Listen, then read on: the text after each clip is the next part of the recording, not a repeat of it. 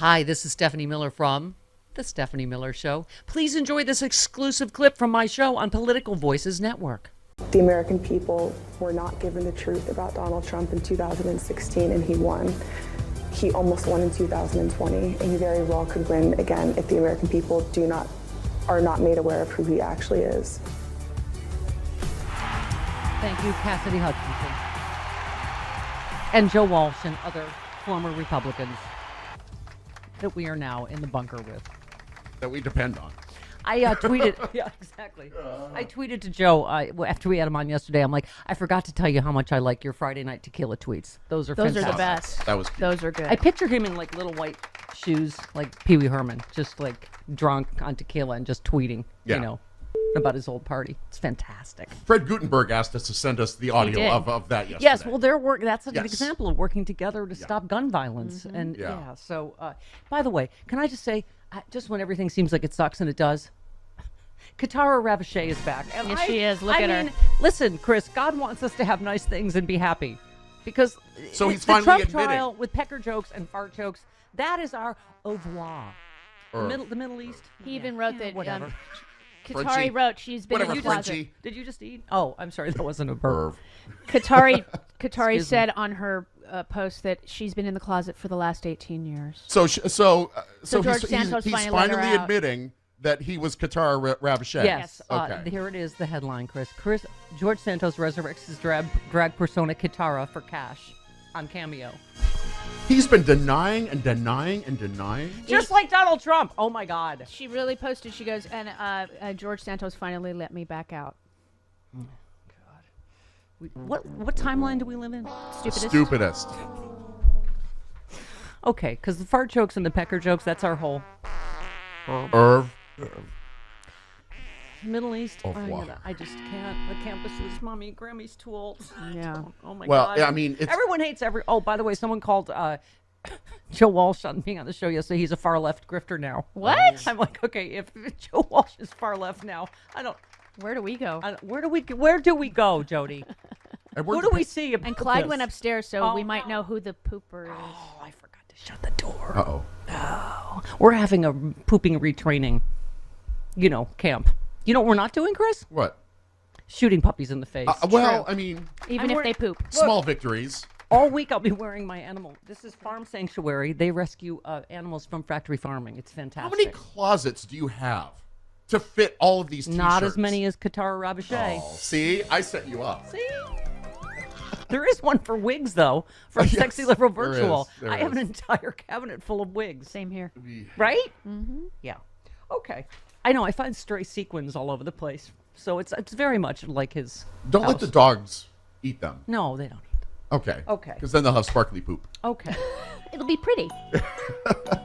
Fabulous. I- Poop is fabulous. We once had a dog that ate like a crayon with glitter in it. And yeah, there was. It came My out for a story's while. still the best. My dog that ate the baby Jesus out of my manger scene. Yeah. Yeah. I was waiting for him to poop, and some neighbor asked, "What are you doing?" I said, "I'm waiting for baby Jesus to come." Mm-hmm. Yeah, waiting for Jesus. Okay, Chris, who said defendant is here? Nothing. Defendant is hereby warned that the court will not tolerate willful violations of its lawful orders, and that if necessary and appropriate under the circumstances, it will impose an incarceratory punishment. Who said that? Judge Reinhold. No, but it was close. At least you're in the judge area. Yeah. No, Judge Mershon. Oh, okay. Just say it, jail. Lock him up. Incarceratory punishment. Incarceratory. That's a big Incarceratory. word.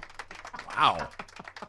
Oh my God! Mary Trump said that he could be in jail by the weekend. His next hearing is Thursday because he's violated the thing 11 billion more times. I don't think he will be, though. Lock him up. Can I have happiness as a jail Trump? Just come on. I'm telling you, Kitara Ravache saved me at the last moment. He said, "Well, that's." Oh, I thought you were talking about Don Jr. Yeah, I'm well, sorry, well, Chris. Eric was in. Oh, Court. Eric was He was in in court. because there's so much publicity I about know. his family not standing by him. It's I know. Does Eric count? Not I'm really. Eric. I'm here. Daddy, I'm here. Daddy, love me. I'm here. Trump's love probably me. like, oh, Christ. That one? That one It would have been better if Tiffany had shown up. Yeah. She At least Oh my she's God. at least she's kind of hot.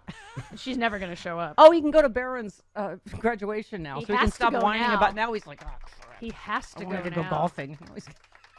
He has to go now. I'm Eric. I'm here, Daddy. Daddy, love me. Daddy, it's all for you. Yeah, he's going to end up like the nanny in the Omen. So ridiculous. That one. That's the one that shows up after all the, like, Jeffrey Dahmer's family was there. Ted Bundy's family was in court. Oh, my God. Also, Donald Trump is not happy with his lead defense attorney. He's been frustrated with Blanche. It's time to go. When did I say it's going to be time for Blanche to go? And it's going to be my job to tell her. Yes. As someone that played the nurse quite spectacularly, I might say, in the Edinburgh Theatre Festival in 1980. So you had to wait in the wings until the very end of the play. And then they cued my big spotlight. Oh, and it was good. I wasn't running spotlight because I was bad at that too. Okay. You remember I got fired from West Side Story? Yeah. Because I was the only one that couldn't dance like at all. Right. And so you ran the spotlight. The choreographer like physically was moving my feet like, no! And so then I got fired and they put me on spotlight and I was also sucky at that. Like I was strong enough to hold it. And so it was always like. So who are you following? Whoever I was supposed to be. I think I got fired from Spotlight too. Anyway, my point is I wasn't running the spotlight for my magnificent performance as the nurse in Streetcar Named Desire. Blanche, it's time to go. Thank you. It's amazing I can just call that up at a moment's notice. I played the messenger at the end of Antigone, so I had to wait in the wings. What was your line? It was like a big, huge paragraph that I had to come in and tell everybody that Antigone was dead because she killed Chris herself. had more lines than I did. But I had to wait until the very end of the play to even show up on stage. Yeah. Okay. Did you get all your lines right? I did actually. Oh. I did. Oh. That was ninth grade, so I'd done some. Yeah, plays by that's then. quite a nifty thing. They USC Theater makes you pay them Yeah. to go to Edinburgh Theater Festival, and then you're up all night, like painting the set and I don't know, whatever, because it's for credits, and so right. And so I remember I was so tired because I was, I had I was like 6 plays. I played Lucy in You're a Good Man, Charlie Brown, as you can well imagine.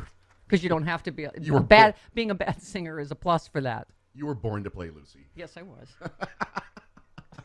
Blockhead. Shut up. What? Shut up, Charlie Brown. Where was I? Wow, I got off onto an Edinburgh Theater. Blanche, it's time tangent. to go. Yes, that's how we started. Yes. Oh, no, I was going to say, anyway, I played Holly in Uncommon Women and Others, and I remember I was so tired. There's a whole monologue I had on the phone, and I completely not only forgot the monologue, but what play I was in or where I was.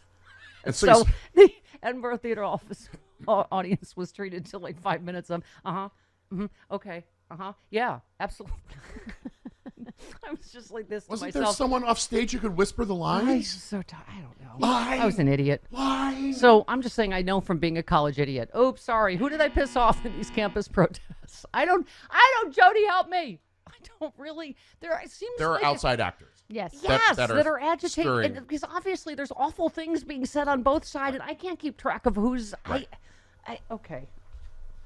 Now I've gotten off onto another tangent. Yeah, when I was in the middle of one. Okay. There was a Jewish UCLA student right there. I just gave her on that Fox story. News this morning. He said, "Yeah, those weren't students that were That's what attacking I keep the saying Palestinians." Is there's too many people with a mostly anti-Biden axe to grind here. Right. A get Trump installed. And if you read the Time magazine interview with Trump, oh holy God! Oh yeah. It's not just how terrifying that he's saying but you're like, how many people in our country are for this? Too many. Hunting down and prosecuting women, deporting 11 million people, rounding them up into camps. I'm like, really? It's okay.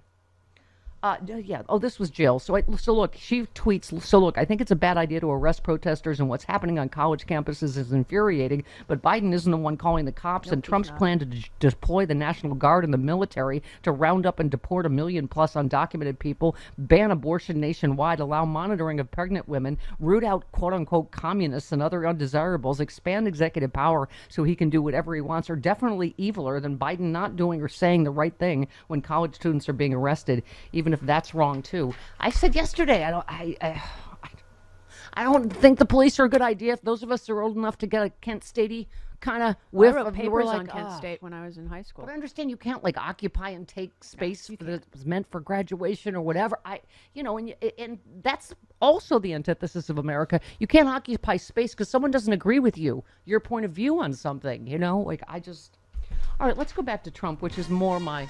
Irv. Excuse you. He's been frustrated. Oh, that's how we started this. He's been frustrated with Blanche. Yeah. He's complained that he's not being aggressive enough. He wants him to attack witnesses, the judge, and what he sees as a hostile jury pool. That's fantastic advice, Blanche. Take that. Attack the judge and the jury. I think this is what happens in the light of day in the courtroom, right? He wants his attorneys to do ridiculous things. Yeah. Right? And tell ridiculous. And you can't lie in a court of law. He's complained about the price of his attorneys. So you're going to get stiffed. Like, how do you not see this coming? I mean, it's just, okay. How do you not see it coming? You're not going to get paid. You're going to ruin your relationship, your reputation. You may end up disbarred or in jail. Sure. And him directing Alina Haba, what to do is what lost him the case. Exactly. Yes. Yeah. But I mean, she wasn't allowed to lawyer. But he had to. Yeah. Not that she knows But how. you saw all the clips yesterday. It's just, he makes it impossible because he's such a liar. Yeah. I'd forgotten. Did you see all those clips with him like, I don't know, either of these women, don't know them, but I've never heard of them, don't know who they are. Oh my God. Do you see all this documentary evidence that everyone's been saying what we've been saying, that they don't even need Michael Cohen. Nope. The whole case has been corroborated. Once Michael comes in, he's just like what they said. Right, That's but all it's he has to all do. corroborated with documents and texts and audio in some cases. What did you eat? What's wrong, Clyde? Okay. Clyde may have eaten an ottoman. I need to go check. He thought it was food. I don't know. Aw, he's our little Eric. Oh. Hey, He's Daddy. cuter than Eric. Daddy, I you. She's like, Clyde's like, love me. Love me. As if Trump's days could get worse, right? Cold and whiny and farty, and he turns around and there's like clacky comedy teeth. Eric. Hi, Daddy. I love you. Apparently, they were flashing some documents up on the To on keep the screen. him awake. Well, no, they're giving them to him. Right. Like you give your a cell phone that doesn't work to the baby. Here, Right. look, play with this. But apparently, they were flashing some documents up Look on at the that. screen, and Eric was looking at them for the first time, and he was like, Eric's like, yeah. He was like, Daddy's a crook. yeah. Daddy's a crook and a liar. He was a little surprised at what he saw up there. But Well, that's so not are like the that's not a jurors. normal defendant. It's the Roy Cohn, right? Like never, always deny, double, triple down. You're like, that's ridiculous. I mean, what was the last testimony about? How's my girl, Karen? How's our girl doing? Is she keeping quiet? Oh, really? That's someone that you don't know, and you've never met her. Right. I mean, he's so ridiculous in the extravagance of his lies that they're supposed to defend now. It'd be different to go like, yeah, I'm flawed man. I did this and that. He never admits anything. No. He makes it worse by completely denying it. You are invited to Stephanie Miller's Sexy Liberal Save the World Tour. It's the political comedy event of the year, and it's coming to a city near you. Join Stephanie Miller, the queen of progressive talk radio, along with Hal Sparks, John Fugelsang, and the comedy duo Frangela, mocking all the fascists and trolls for a tour that is hilarious, inspiring, and deeply offensive to just the right people. It's an all-new tour with all-new guests and a side-splitting evening of stand-up. Stephanie Miller's Sexy Liberal Save the World Tour.